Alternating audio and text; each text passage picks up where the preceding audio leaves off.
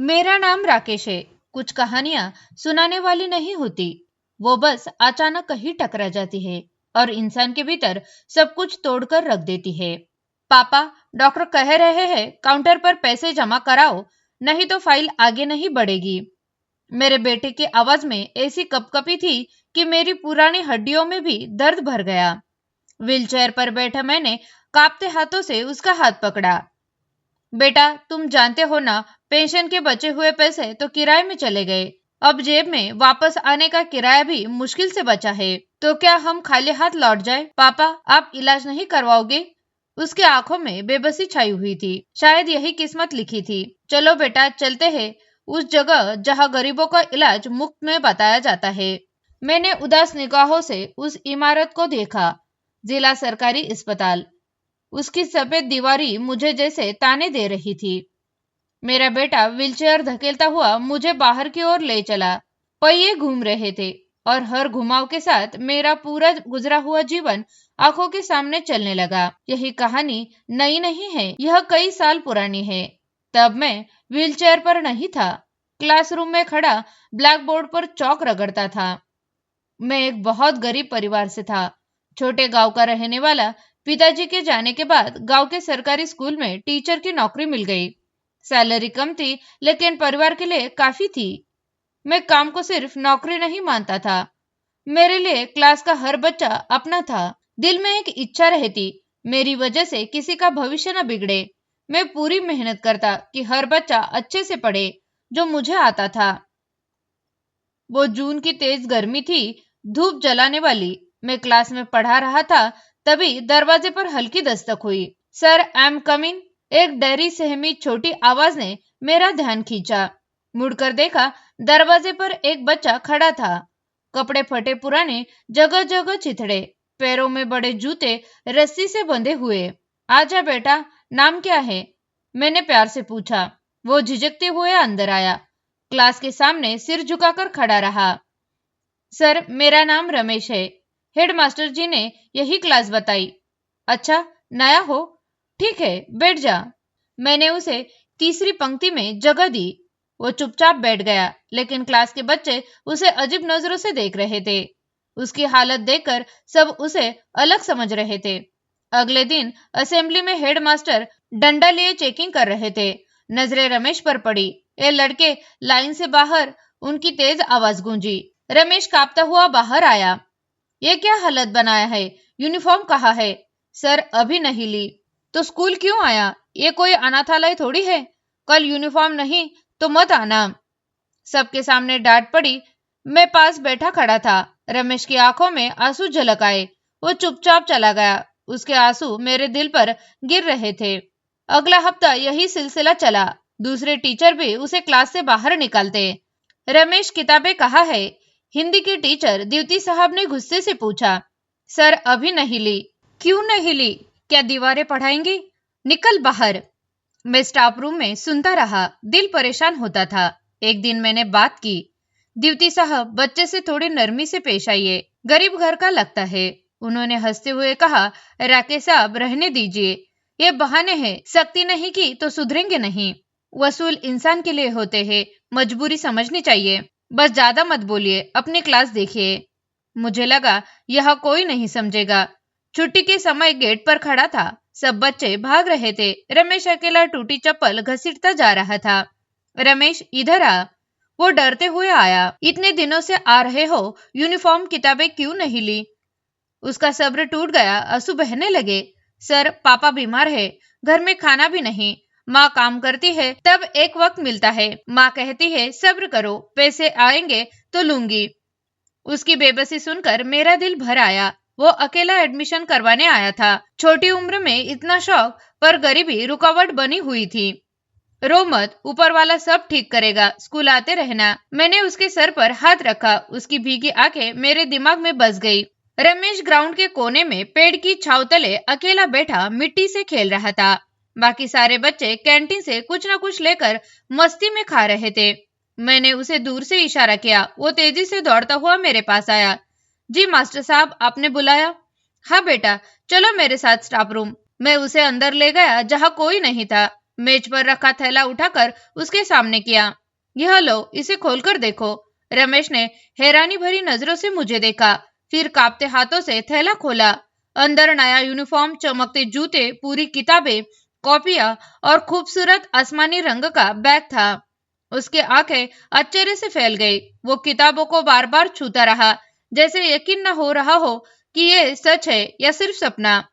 Master साहब, ये सब किसके लिए? उसकी आवाज कांप रही थी। तुम्हारे लिए बेटा, मेरी तरफ से छोटा सा तोहफा। लेकिन सर, मेरे पास तो एक पैसा भी नहीं, मैं ये नहीं ले सकता। माँ ने सख्त मना किया है कि किसी से कुछ नहीं लेना। उसकी छोटी सी इज्जत और खुददारी मुझे बहुत अच्छी लगी। गरीबी उसके पास थी, मगर उसकी गैरत जिंदा थी। बेटा, मैं कोई अजनबी हूँ? मैं तुम्हारा टीचर हूँ, और टीचर तो बाप की तरह होता है ना। क्या बेटा अपने बाप से तोहफा नहीं ले सकता? मैंने उसके कंधे पर प्यार से हाथ रखा। कल से इसी यूनिफॉर्म में स्कूल आओगे, इन किताबों पर पढ़ाई करोगे, वादा करो। उसने एक बार आसमान की तरफ देखा, फिर मेरी तरफ मुस्कुराया। आंखों में चमक आ गई। धीरे से सिर हिलाया। जी मास्टर साहब। वो सारा सामान सीने से लगाकर ऐसे भागा जैसे उसे दुनिया का सबसे कीमती खजाना मिल गया हो। उस पल मेरे दिल को जो खुशी मिली, वो पैसों से कभी नहीं खरीदी जा सकती। कुछ दिन बीते तो पता चला कि रमेश कोई साधारण बच्चा नहीं था। वो क्लास का सबसे तेज था। जो भी पढ़ता, अगले दिन वो सब कुछ समझकर सॉल्व करके लाता। उसकी लिखावट भी बहुत सुंदर और साफ थी। मैंने मन ही मन ठान लिया, यह बच्चा असली हीरो है। जितना तराशोगे उतना चमकेगा। पर इसी वजह से स्कूल में बातें शुरू हो गई। मैंने उसे घर पर भी ट्यूशन देना शुरू कर दिया। वो रोज शाम को आता। पहले मेरी पत्नी रिया थोड़ा बड़बड़ाती, पर जब रमेश की मेहनत और शराफत देखी तो वो भी चुप हो गई। रमेश पूरी लगन से पढ़ता। उसके चेहरे पर आने वाली मुस्कान देखकर मुझे अंदर से सुकून मिलता। वक्त तेजी से बीतता गया। साल खत्म हुआ। रिजल्ट का दिन आया। असेंबली ग्राउंड में सब बच्चे जमा थे। हेडमास्टर स्टेज पर खड़े रिजल्ट बता रहे थे। इस साल 5वीं की क्लास में पूरे स्कूल में पहली पोजीशन रमेश ने हासिल की है। तालियां बजती रही। रमेश स्टेज पर गया। उसका यूनिफॉर्म साफ सुथरा था। चाल में आत्मविश्वास झलक रहा था। इनाम लेने के बाद उसने भीड़ में मुझे देखा। हमारी नजरें मिली। उसकी आंखों में वही चमक थी जो उस दिन थी जब मैंने उसे किताबें दी थी। उसने दूर से मुझे नमस्ते किया। मेरा सिर गर्व से ऊंचा हो गया। यह सिलसिला यही रुका नहीं, हर साल यही होता रहा। मैं उसके लिए यूनिफॉर्म, किताबें, जूते, बैग सब कुछ लाता। उसका हर खर्च अपनी जेब से उठाता। न जाने क्यों इसे इतना गहरा लगा हो गया था। शायद इसलिए कि उसमें मुझे अपना बचपन नजर आता था। वो हर साल टॉप करके अगली क्लास में जाता और मेरे दिल खुशी से नाच उठता। लोग मुझे बेवकूफ कहते, ताने मारते कि अपनी कमाई बेकार लुटा रहे हैं, पर मैं सब सुनकर भी अनसुना कर देता। मुझे किसी की परवाह नहीं रह गई थी। साल बीतते गए और रमेश 8वीं क्लास में पहुंच गया। फिर एक दिन सब बदल गया। सुबह अटेंडेंस लग रही थी। Roll number 30 Ramesh. क्लास में खामोशी। उसकी सीट खाली थी। सर, वो आज नहीं आया, एक बच्चे ने बताया। मैंने सोचा शायद बीमार होगा, पर अगले दिन भी नहीं आया। तीसरे दिन भी नहीं। एक हफ्ता बीत गया। रमेश स्कूल से गायब था। मुझे बहुत चिंता होने लगी। ऐसा पहले कभी नहीं हुआ था कि वो बिना बताए अनुपस्थित रहे। ब्रेक में मैंने उसके क्लासमेट को बुलाया। बेटा, किसी को पता है रमेश स्कूल क्यों नहीं आ रहा? सबने सिर हिलाया। नहीं सर, वो हमारे मोहल्ले में नहीं रहता, दूसरी कॉलोनी में है, हमें कुछ पता नहीं। मेरा दिल जोर जोर से धड़कने लगा। कहीं कुछ गड़बड़ तो नहीं हो गई। छुट्टी के बाद मैंने फैसला किया खुद उसके घर जाऊंगा। बड़ी मुश्किल से पता लगाकर उसकी कॉलोनी में पहुंचा। कच्चे मकानों की लंबी कतार थी। एक दुकानदार से पूछा, भाई यहाँ रमेश रहता है ना, जिसकी माँ लोगों के घरों में काम करती है? दुकानदार ने अजीब नजरों से देखा। अरे मास्टर साहब, वो कोने वाला मकान था ना, वो तो खाली करके चले गए। क्या? कब? 4-5 दिन हो गए होंगे। रातों रात सामान बांधा और निकल गए। सुना है गांव छोड़कर कहीं और चले गए। किसी को कुछ बताया भी नहीं। मेरे पैरों तले जमीन खिसक गई। वो चला गया बिना बताए, बिना मिले। मेरा हीरा मुझसे छीन गया। मैं खाली मकान के टूटे दरवाजे को देखता रहा, जहां अब सिर्फ धूल उड़ रही थी। क्या मेरी सारी मेहनत बेकार? क्या लोगों की बातें सच थी? दिमाग में सवाल का तूफान था। कितनी देर वहां खड़ा रहा पता नहीं। रमेश का मुस्कुराता चेहरा आंखों के सामने घूम रहा था। वो दिन जब उसने पहली बार यूनिफॉर्म पहनी थी। खाली हाथ घर लौटा, कदम भारी थे, ऐसा लग रहा था जैसे मेरा कोई हिस्सा वही छूट गया हो। घर में घुसा तो रिया बर्तन धो रही थी। मुझे देखकर वो समझ गई। नहीं मिला ना वो बच्चा? नहीं, जैसे हवा में गायब हो गया। मकान खाली है, कोई नहीं जानता कहाँ गया। मैं चारपाई पर बैठ गया, आवाज में थकान थी। रिया भी चुप हो गई। आप इतना दिल छोटा क्यों करते हैं?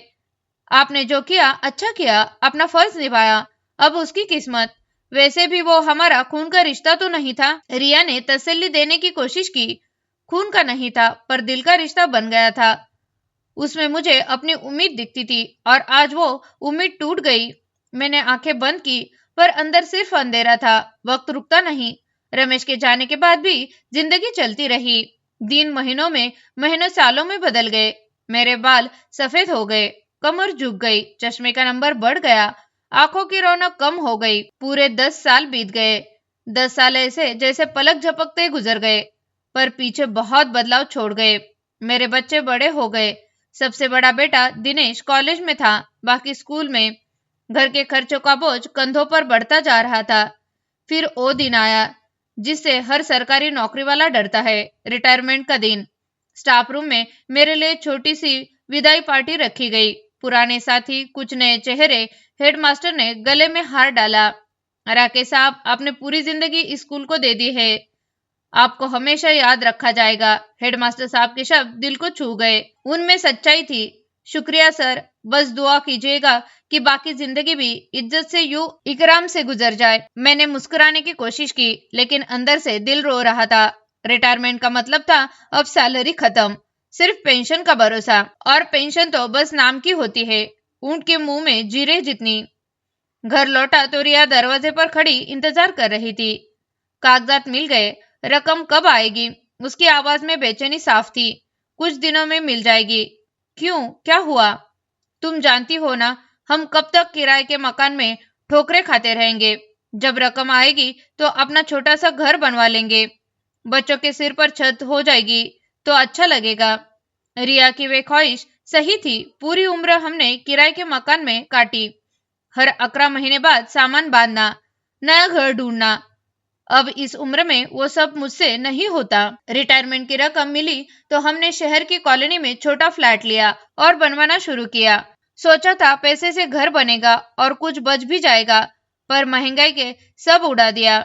ईट, सीमेंट, बजरी, सिरिया, सबकी कीमत आसमान छू रही थी। पापा ठेकेदार कह रहे हैं सिरिया के रेट और बढ़ गए, पैसे चाहिए, दिनेश ने परेशान होकर बताया। हम कच्ची बैठक में बैठे हिसाब जोड़ रहे थे। बेटा, उससे कहो हाथ हल्के रखे, बैंक में जो था सब निकल गया, अब पेंशन आने में वक्त है। मैंने माथे का पसीना साफ किया। पापा, छत तोड़नी है ना, दीवारें खड़ी करके तो नहीं छोड़ सकते। उसकी बात सही थी। मैंने रिया के वो कुछ जेवर बेच दिए जो बेटी की शादी के लिए रखे थे। जैसे तैसे छोटा सा मकान खड़ा हो गया। प्लास्टर नहीं हुआ, फर्श कच्चे थे, पर वो हमारा अपना था। हम नए घर में शिफ्ट हो गए, पर उस घर ने मेरी सारी उम्र की कमाई निगल ली। बैंक में एक पैसा भी नहीं बचा, गुजारा सिर्फ पेंशन पर। 5 बच्चों की पढ़ाई, राशन, बिजली, गैस के बिल। पेंशन आते ही हाथ से फिसल जाती जैसे रेत हो। मम्मी, कॉलेज की फीस जमा करनी है, वरना नाम कट जाएगा, दिनेश ने रिया से कहा। बेटा, अभी तो तुम्हारे पापा ने बिल भरा है, 2 दिन रुक जाओ। मम्मी पिछले महीने भी लेट फीस दी थी, शर्म आती है। छोटी बेटी बोली, पापा, मेरे जूते फट गए, स्कूल में सब मेरा मजाक उड़ाते हैं। मैं चारपाई पर लेटा सब सुन रहा। दिल चाहता था जमीन फट जाए और मैं समा जाऊं। वो बाप जो कल तक दूसरों के बच्चों की किताबें, यूनिफॉर्म देता था, आज अपने बच्चों की छोटी छोटी ख्वाहिशें भी पूरी नहीं कर पा रहा। ट्यूशन पढ़ाने की सोची, पर जिस्म साथ नहीं देता। थोड़ी देर बोलने से सांस फूल जाती, हर वक्त थकान बनी रहती। फिर एक दिन अचानक तबीयत बिगड़ गई, बुखार चढ़ गया, जिस्म जल रहा था। राकेश साहब, शरीर बहुत गर्म है, डॉक्टर के पास चलिए, रिया ने माथे पर ठंडी पट्टी रखते हुए कहा। नहीं रिया, मौसम का बुखार है, गोली खा ली, उतर जाएगा। डॉक्टर के पास जाने के पैसे कहाँ? मैंने कमजोरी से कहा। पैसे की वजह से जान तो नहीं देनी। सुबह दिनेश से कहूंगी सरकारी अस्पताल से दवाई लाए, पर बुखार उतरने का नाम नहीं ले रहा था। मसूड़ों से खून आने लगा, ब्रश करते खून निकलता, कभी नाक से भी बहने लगता। रंगत पीली पड़ गई, शीशे में चेहरा देखा तो खुद से डर लगने लगा। आंखों के नीचे काले घेरे। पापा, आप बहुत कमजोर हो गए, चलिए अस्पताल। दिनेश ने जिद की। बेटा, मैं ठीक हूँ, बस बुढ़ापा है, तुम पढ़ाई पर ध्यान दो। मैं टालता रहा। जानता था अगर बड़ी बीमारी निकली तो इलाज के पैसे कहाँ से आएंगे। बच्चों पर बोझ नहीं बनना चाहता था। घर के हालत दिन ब दिन तंग होते गए। फाकों की नौबत आ गई। एक दिन देखा दिनेश सुबह सुबह कॉलेज जाने की बजाय कहीं और जा रहा था। कपड़े मेले, हाथ में किताबों की जगह शॉपर। दिनेश, इस वक्त कहाँ जा रहे हो? कॉलेज नहीं जाना? मैंने रोका। वो रुक गया, मेरी तरफ देखा, आंखों में दुख था। पास आया, मेरे कदमों में बैठ गया। पापा, मैंने कॉलेज छोड़ दिया है। उसके शब्द बम की तरह फटे। ये क्या बकवास है? होश में हो? पढ़ाई कैसे छोड़ दी? मैं गुस्से और सदमे में चिल्लाया। पापा, घर में आटा नहीं, आपकी दवाई के पैसे नहीं, छोटे भाई बहनों की फीस कौन देगा? मैं बड़ा हूँ, कब तक आपकी बूढ़ी हड्डियों का तमाशा देखता रहूं? उसकी आवाज रुआसी हो गई। नहीं बेटा, ऐसा नहीं होगा। मैं जिंदा हूं ना, कुछ करूंगा, मजदूरी कर लूंगा, पर तुम पढ़ाई मत छोड़ना। पापा, हकीकत देखिए, आप बीमार है, चला भी नहीं जाता। मुझे फैक्ट्री में काम मिल गया, सैलरी अच्छी मिलेगी, कम से कम चूल्हा तो जलेगा। उसने मेरे हाथ थामे। उसके हाथ सख्त हो चुके थे। माफ कर दीजिए पापा, मेरे पास और रास्ता नहीं है। वो तेजी से बाहर निकल गया। मैं रोकता रहा, पर आवाज गले में अटक गई। उस दिन मैं बहुत रोया। अकेला कमरे में बंद होकर फूट फूट कर रोया। ऊपर वाले से पूछता रहा, ये क्या इम्तिहान है? सारी जिंदगी दूसरों के बच्चों का भविष्य संवारने में लगाई, आज मेरा अपना बेटा पढ़ाई छोड़ मजदूरी करने को मजबूर। मेरा दिल कटकर रह गया। वो मंजर आंखों से नहीं हट रहा था। दिनेश मैले कपड़ों में मजदूरी के लिए जाता हुआ। वो बाप जो फक्र से कहता था पढ़ाई सबसे बड़ी दौलत है, आज अपना घर उस दौलत से दूर हो रहा था, सिर्फ पेट की आग बुझाने के लिए। मेरी बीमारी अब और तेज हो गई। बुखार हमेशा रहने लगा। हड्डियों में दर्द ऐसा कि रात तड़पते कटती। रिया और बच्चे परेशान। दिनेश जो थोड़ा पैसा लाता वो राशन में लग जाता। इलाज के लिए कुछ नहीं बचता। माँ, पापा की हालत देखो, रंग बिल्कुल सफेद हो गया। छोटी बेटी रोते हुए बोली, क्या करूं बेटी, हाथ खाली है। तेरे भाई की सैलरी अभी नहीं आई। रिया ने दुपट्टे से आंसू पोंछे। मैं चारपाई पर पड़ा बेबसी की तस्वीर बनकर सब देख रहा था। वो पेड़ जो अब सूख चुका था और अपना साया भी नहीं दे पा रहा। नहीं, अब और नहीं। दिनेश कमरे में आया, उसके तेवर बदले हुए। मैं पापा को ऐसे मरते नहीं देख सकता। चाहे कर्ज लेना पड़े या खुद को गिरवी रखना पड़े, पापा का इलाज करवाऊंगा। वो मेरे पास आया, सहारा देकर उठाया। उठो पापा, अस्पताल जा रहे हैं। बेटा रहने दो, पैसे कहाँ से? मैंने कांपते आवाज में कहा। पैसों की फिक्र मत कीजिए, बस चलिए। उसने जबरदस्ती कपड़े पहनाए, रिक्शे में बिठाया और सरकारी अस्पताल ले गया। अस्पताल में मरीजों की भीड़, बदबू और घुटन से हालत खराब। डॉक्टर ने सरसरी नजर डाली। कुछ टेस्ट होंगे, खून की कमी बहुत ज्यादा लग रही है। दिनेश ने इधर उधर से मांगकर टेस्ट करवाए। सारा दिन ठंडी बेंच पर बैठे रिपोर्ट का इंतजार करते रहे। शाम को रिपोर्ट आई तो डॉक्टर का चेहरा बहुत गंभीर हो गया। उसने दिनेश को अंदर बुलाया। मैं दरवाजे के पास ही बैठा हुआ था। देखो बेटा, तुम्हारे पापा की हालत ठीक नहीं है। क्या हुआ डॉक्टर साहब? दिनेश की आवाज में डर साफ झलक रहा था। रिपोर्ट के अनुसार उन्हें ब्लड कैंसर है। डॉक्टर के शब्द मेरे कानों में पिघले हुए शीशे की तरह उतरते। कैंसर? दिनेश वही कुर्सी पर ढेर हो गया। कैंसर? लेकिन इसका इलाज? इसका इलाज संभव नहीं है। हमारे पास वो सुविधाएं नहीं है। स्टेज भी बहुत एडवांस है। फौरन किसी बड़े अस्पताल ले जाओ। कहा? जिला सरकारी अस्पताल, वहां कैंसर का इलाज होता है। जल्दी करो, वक्त बहुत कम बचा है। हम अस्पताल से निकले तो रात गहरा चुकी थी। सड़कों की लाइटों से जगमगा रही थी, लेकिन मेरी जिंदगी में घना अंधेरा छा गया था। दिनेश ने मेरा हाथ कसकर थाम रखा था, पर मैं महसूस कर रहा था कि उसका हाथ भीतर से कांप रहा था। ब्लड कैंसर ऐसी बीमारी जो अमीरों की कमर भी तोड़ देती है। हम जैसे गरीबों के लिए तो ये मौत का सौदा थी। पापा, अब घबराइए मत। डॉक्टर ने कहा ना कि उस अस्पताल में इलाज होता है। सुना है वहां गरीबों का इलाज मुफ्त में होता है। हम वही जाएंगे। दिनेश ने रिक्शा में बढ़ते हुए मुझे ढाढ़स बंधाया। मैंने आसमान की तरफ देखा। हे ऊपर वाले, क्या मेरी भलाई का यही इनाम है? अपनी आखिरी सांसों में बच्चों को दर दर ठोकरे खाते देखूंगा। मुझे अपनी मौत का गम नहीं था, दुख इस बात का था कि मेरी बीमारी पूरे घर को निगल जाएगी। दिनेश की पढ़ाई तो छूट ही चुकी थी, अब शायद उसकी जवानी भी अस्पताल के चक्करों में कट जाएगी। रास्ते भर मैंने दिनेश से एक शब्द भी नहीं बोला, बस उसके चेहरे को देखता रहा जो समय से पहले बूढ़ा हो चुका था। कल सुबह एक नई लड़ाई शुरू होनी है, एक ऐसी लड़ाई जिसमें हार साफ दिख रही थी, पर लड़ना मजबूरी थी। उस रात घर में चूल्हा नहीं जला। सरकारी अस्पताल से लौटते वक्त का सफर मेरे लिए किसी यातना से कम नहीं था। घर पहुंचकर जब दिनेश ने मुझे चारपाई पर लिटाया तो घर में अजब सी खामोशी थी। रिया मेरी हालत देखकर समझ गई थी कि कोई बहुत बुरी खबर साथ लाए है। दिनेश बेटा, डॉक्टर ने क्या कहा? तेरे पापा चुप क्यों है? क्या हुआ उनको?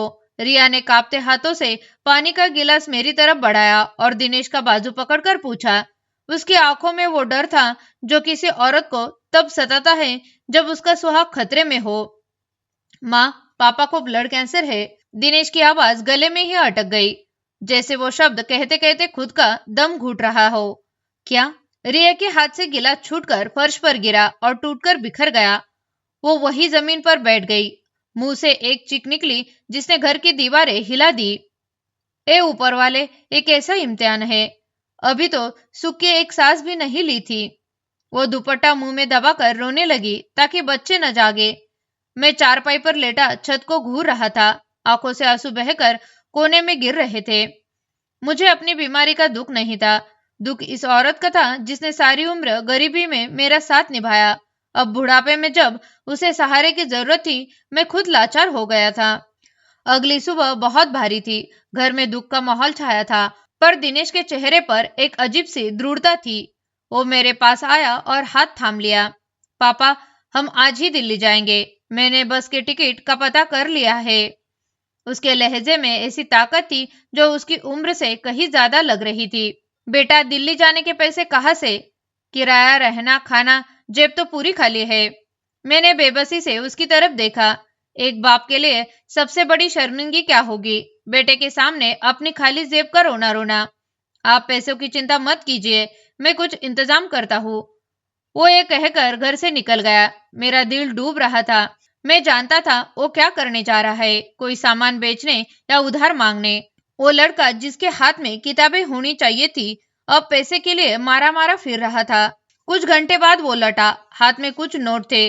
लीजिए पापा, 15,000 है, अभी के लिए काफी होंगे। उसने नोट मेरे सिरहाने रख दिए। पर ये पैसे कहाँ से? मैंने उसकी कलाई पकड़ ली।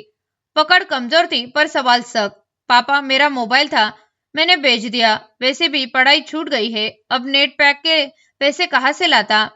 अच्छा, वो बिक गया? उसने मुस्कुराने की कोशिश की, लेकिन उस मुस्कान के पीछे छुपा दर्द साफ दिख रहा था। वो मोबाइल उसने ट्यूशन पढ़ाकर जोड़े पैसे से खरीदा था। उसे अपनी जान से ज्यादा प्यारा था। मेरे बच्चे, मैंने तुम्हारी खुशियां बेचकर अपनी सांसें खरीदने की कोशिश की, मुझे माफ कर देना। मेरा गला भर आया। मैंने मुंह दूसरी तरफ फेर लिया। खुद से नफरत हो रही थी। शाम को हम दिल्ली वाली बस में बैठे। मैं खिड़की वाली सीट पर, दिनेश बगल में। बस खचाखच भरी हुई थी। धुआं और पसीने की बदबू ने तबीयत और बिगाड़ दी। सफर शुरू हुआ तो बस के झटकों ने दर्द और बढ़ा दिया। पापा, दर्द हो रहा है? दिनेश ने मेरी कराहत सुन ली। नहीं बेटा, बस थकान है, तुम सो जाओ। मैंने झूठ बोला। सच ये था कि पूरे शरीर में सुइयां चुभ रही थी, पर उसे और परेशान नहीं करना चाहता था। पापा, बस जल्दी दिल्ली पहुंच जाए, वहां के अस्पताल में सब ठीक हो जाएगा। सुना है वहां दुनिया की सबसे अच्छी मशीनें हैं, आपको पूरी तरह ठीक कर देंगे। उसने उम्मीद का एक छोटा सा चिराग जलाया। मैं उसे बुझाने नहीं चाहता था। वो मुझे तसल्ली दे रहा था, पर लग रहा था खुद को तसल्ली दे रहा है। ऊपर वाला सब बेहतर करेगा बेटा, बस दुआ मांगते रहना। मैं खिड़की से बाहर देखा। अंधेरा तेजी से फैल रहा था। बाहर भागते पेड़ मेरी जिंदगी जैसे लग रहे थे, तेजी से पीछे छूटते हुए। रात गहराने पर हम दिल्ली पहुंचे। बस अड्डे पर उतरे तो शहर का शोर शराबा देखकर घबरा गया। छोटे गांव का आदमी इस भीड़ में खुद को पूरी तरह खोया हुआ महसूस कर रहा था। दिनेश ने एक रिक्शा रोका। भाई, सरकारी अस्पताल जाना है, बहुत दूर है साहब, 500 लगेंगे। भाई, गरीब लोग हैं, इलाज के लिए आए हैं, थोड़ा कम कर दो। दिनेश ने मिन्नत भरे लहजे में कहा। वो लड़का जो कभी किसी से बात करते झिझकता था, आज हालत ने उसे भीख मांगना सिखा दिया। 450 दे दो, जल्दी बैठो। हम रिक्शा में बैठे, ठंडी हवा चेहरे से टकरा रही थी, पर माथा तप रहा था। रास्ते भर में मन ही मन प्रार्थना करता रहा, ए ऊपर वाले, मेरे बच्चे की लाज रख लेना। सेहत ना भी दे तो उनकी उम्मीदें कम से कम मत तोड़ना।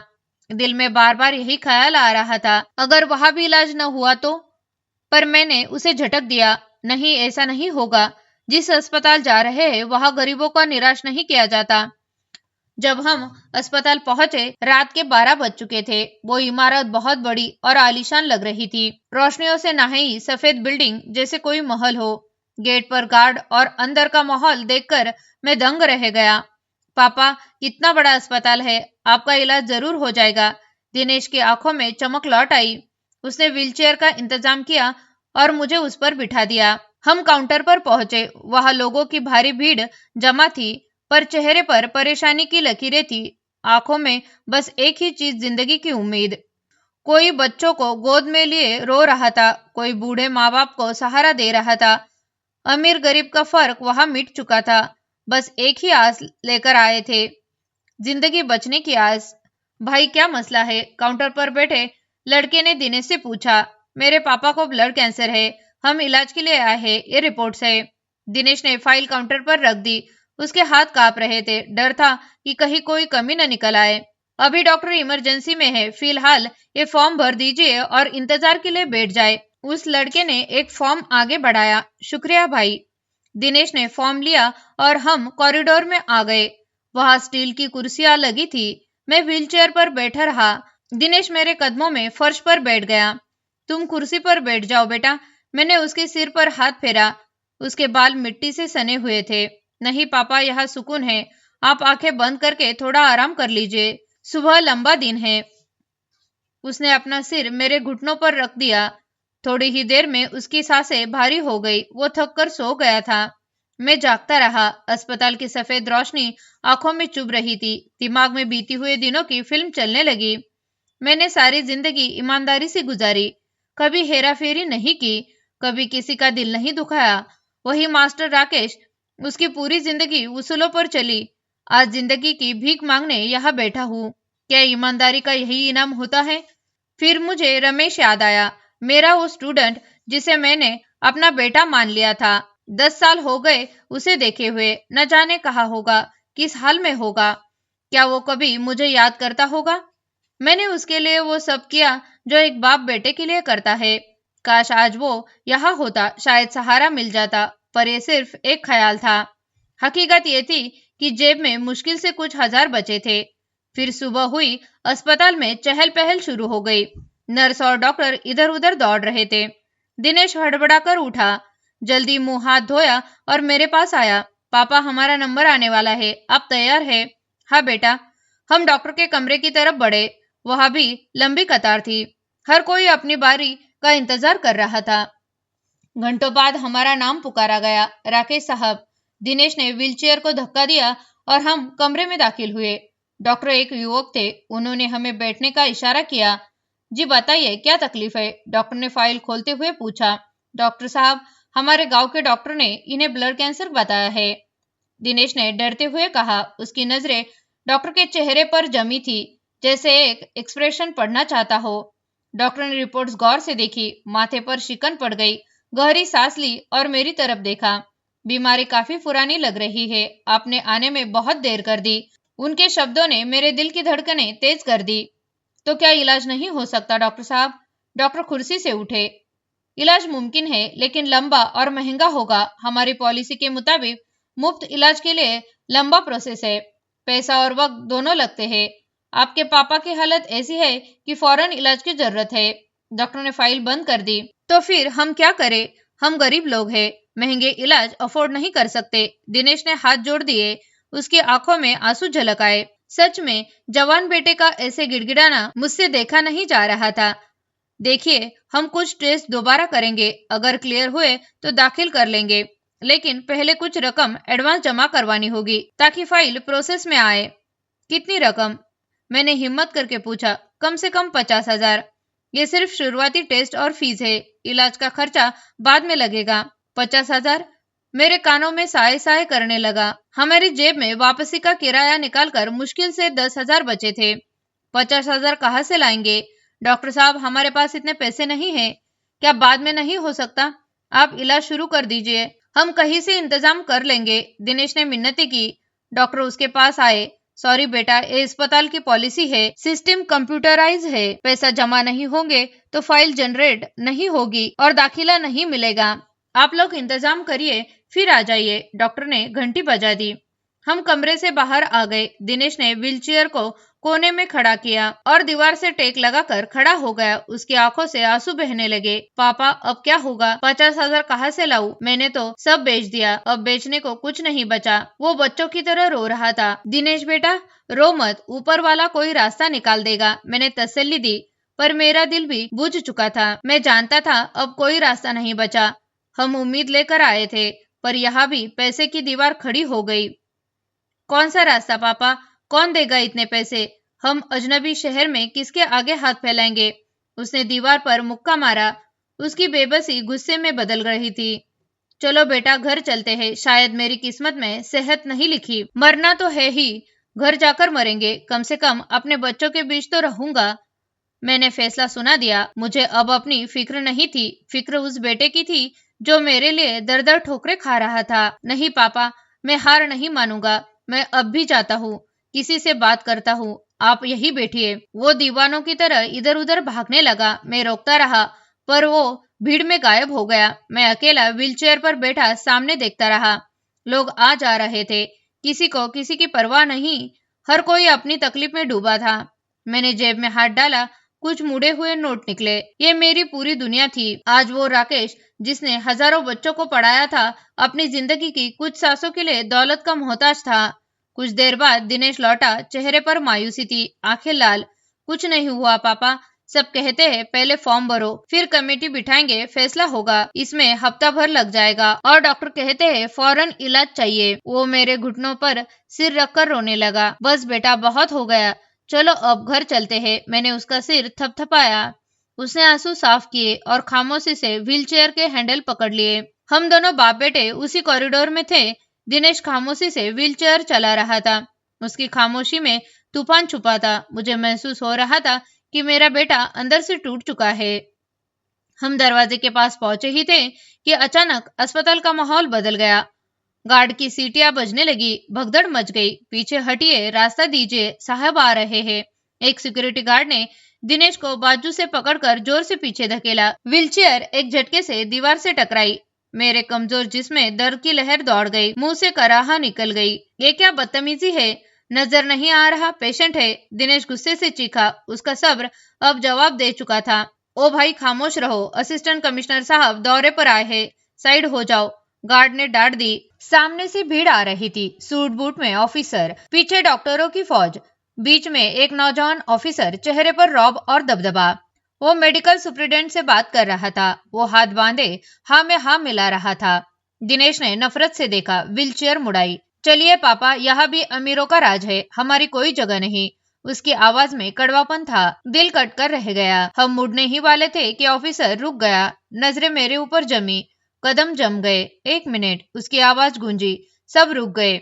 वो तेज कदमों से मेरी तरफ बढ़ा, आंखों में बेबसी और हैरत। वो सीधे व्हीलचेयर के पास आया। बिना सोचे अस्पताल के ठंडे फर्श पर घुटनों के बल बैठ गया। पूरे अस्पताल में सन्नाटा छा गया। डॉक्टर, नर्स हैरान। शहर का बड़ा ऑफिसर एक मामूली पेशेंट के सामने क्यों बैठा? मैंने धुंधली आंखों से देखा। नजर कमजोर थी, सिर्फ एक शरीर दिख रहा था। उसने कांपते हाथों से मेरा सूखा हाथ पकड़ा। मास्टर साहब, आप यहाँ? उसकी आवाज रुआसी हो गई। बेटा, तुम कौन हो? आंखें धोखा देती है। उसकी आंखों से आंसू टपके, गर्म आंसू मेरे हाथ पर गिरे, दिल तक उतरे। सर, आपने मुझे नहीं पहचाना? मैं रमेश हूँ, जिसे आप हर साल किताबें कॉपियां देते थे, जिसके सब खर्चे अपनी सैलरी से उठाते थे। उसने मेरा हाथ माथे से लगाया। रमेश, ये नाम सुनते ही दिमाग में धमाका हुआ। वो छोटा बच्चा जो क्लास में डरते डरते बैठा था। मैंने पूरी ताकत से चेहरा देखा। वही आंखें, वही मासूमियत, बस अब संजीदगी और कॉन्फिडेंस था। रमेश, मेरा हीरा बेटा, तुम? हलक से मुश्किल से निकला। हाथ उसके चेहरे पर रख दिया। आंखों से आंसुओं का सैलाब उमड़ आया। लगा जैसे सपना देख रहा हूँ। हाँ सर, मैं रमेश हूँ, जिंदा हूँ सर, आपको कभी नहीं भूला। वो फूट फूट कर रोने लगा। एक असिस्टेंट कमिश्नर को रोते देखकर हर किसी की आंखों में नम हो गई। रमेश बेटा, तुम कहाँ चले गए थे? मैंने बहुत ढूंढा, समझा था मेरा पौधा मुरझा गया। मैंने गले लगाने की कोशिश की, वो उठा और मुझे गले लगा लिया। सर, हालात ने खेल खेला। 8वीं के बाद पापा चले गए, घर का सहारा टूट गया। मामा आए, जबरदस्ती शहर ले गए, वो भी गरीब थे। दिन में मजदूरी, रात में स्ट्रीट लाइट के नीचे पढ़ाई। आपकी बात गांठ बांध ली थी, पढ़ाई तकदीर बदल देती है। मेहनत की, इम्तिहान दिए, आज आपके सामने खड़ा हूँ। उसके शब्द मरहम थे। मेरी मेहनत बेकार नहीं गई। लगाया पौधा बड़ा पेड़ बन चुका था। पर तुम यहाँ कैसे? दिनेश, जो पत्थर सा खड़ा था, बोला। रमेश ने आंसू साफ किए, दिनेश के कंधे पर हाथ रखा। मैं इत्तेफाक से नहीं आया, मास्टर साहब को ढूंढ रहा था।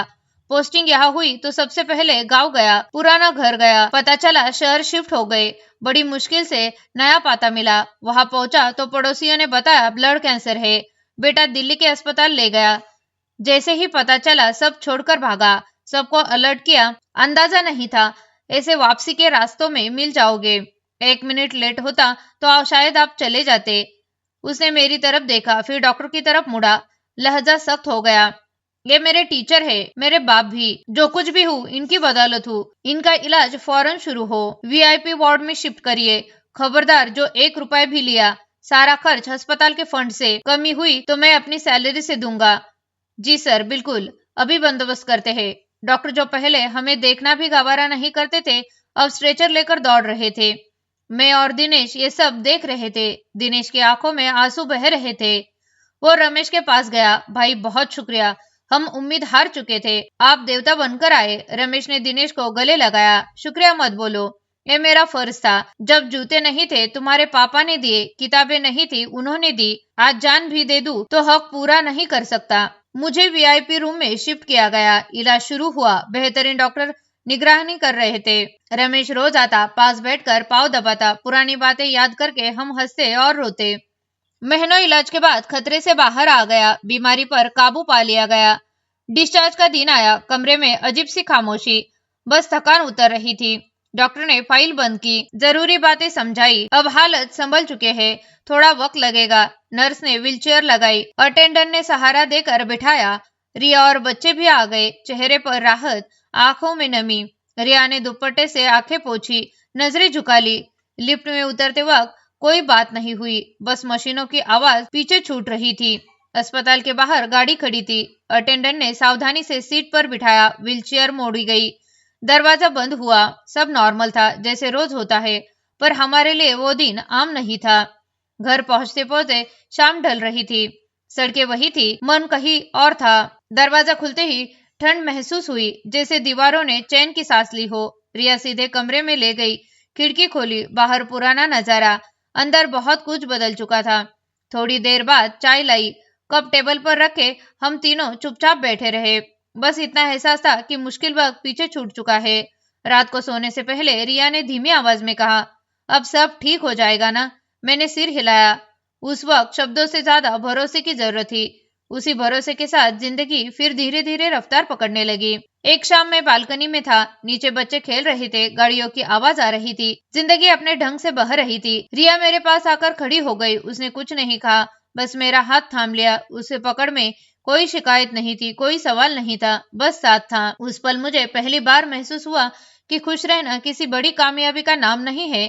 खुशी तो तब है जब मुश्किल वक्त में भी कोई बिना बोले आपके बगल में खड़ा रहे। मुझे लगा हमने बहुत कुछ सहा है, पर जिंदगी ने हमें तोड़ा नहीं, बिल्कुल मजबूत बना दिया। आज जब मैं व्हीलचेयर पर बैठा बरामदे में सुबह की धूप को चेहरे पर महसूस करता हूँ, तो लगता है जिंदगी ने आखिरकार मुझे थाम लिया है। हाथ पहले जैसे ताकतवर नहीं रहे, पैर अब साथ नहीं देते, पर मन पहले से कहीं ज्यादा शांत है। दिनेश, मेरा बेटा, जिसके लिए मैंने पूरी उम्र भागदौड़ की, आज मेरी ताकत बनकर पीछे खड़ा है। अब वो मुझे व्हीलचेयर धकेलता नहीं, बल्कि मेरे साथ साथ चलता है।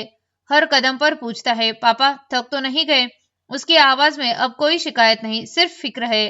शायद वक्त ने उसे भी सिखा दिया कि रिश्ते कुर्सियों से नहीं, जिम्मेदारियों से निभाए जाते हैं। रिया मेरी पत्नी, दवाइयों का समय हो या पुराने किस्से, कभी उबती नहीं। मेरा बहुत ख्याल रखती है और रमेश को देखकर मुझे जिंदगी का सबसे बड़ा सुकून मिलता है। जिस बच्चे को मैंने कभी अक्षर जोड़ना सिखाया था, आज वही मुझे सहारा देकर कुर्सी से उठने में मदद करता है। वो आज भी कहता है, अगर उस वक्त आपने मेरा हाथ नहीं पकड़ा होता तो मैं भी कहीं खो गया होता। तब मुझे समझ आता है कि इंसान की असली विरासत जमीन या दौलत नहीं होती। वो लोग होते हैं जिनकी जिंदगी में हमने ईमानदारी से कुछ जोड़ा हो। मैंने जिंदगी में बहुत कुछ देखा, अहम भी, अकेलापन भी, गलतफहमियां भी। जिंदगी ने जो देना था दे दिया, जो लेना था ले लिया। अब बस बाकी जिंदगी इसी सुकून के साथ गुजर जाए, यही काफी है। अगर मेरी कहानी से आप कुछ सीख पाए तो बस इतना समझ लीजिए, जिंदगी में सबसे बड़ी पूंजी पैसा नहीं होता। पैसा जरूरी है लेकिन वो कभी किसी को अपना नहीं बनाता। मैंने पूरी उम्र कम सुविधाओं में गुजारी, बच्चों को पढ़ाया, ईमानदारी से जिया, किसी का हक नहीं छीना। उस वक्त मुझे पता नहीं था कि जो बीज मैं चुपचाप बो रहा था वही एक दिन मेरी सांसों का सहारा बनेंगे। इंसान जब ताकत में होते हैं तब दुनिया उसके साथ चलती है, पर जब कमजोर पड़ता है तब सिर्फ वही लोग पास रहते हैं जिनके दिल में कभी अपने जगह बनाई हो। औलाद पर किया गया भरोसा कभी बेकार नहीं जाता। दर्द हर किसी की जिंदगी में आता है, पर अगर इंसान ने कभी किसी के जीवन में उम्मीद जलाई हो तो वही उम्मीद एक दिन उसके अपने अंधेरी राह को रोशन कर देती है। इसलिए अगर आपके पास थोड़ा भी प्यार, वक्त और सहारा देने लायक हो तो प्यार जरूर दो, क्योंकि जिंदगी के आखिरी मोड़ पर यही चीज है जो आपको थामकर कहेगी, तुम अकेले नहीं हो, हम तुम्हारे साथ हैं। दोस्तों, उम्मीद है आपको हमारी ये कहानी पसंद आई होगी। अगर कहानी अच्छी लगती तो वीडियो को लाइक जरूर करें। चैनल पर नए हैं तो सब्सक्राइब कर लीजिए और हाँ, नोटिफिकेशन बेल आइकन को दबाना मत भूलिए ताकि अगली कहानी सबसे पहले आपको मिले। धन्यवाद।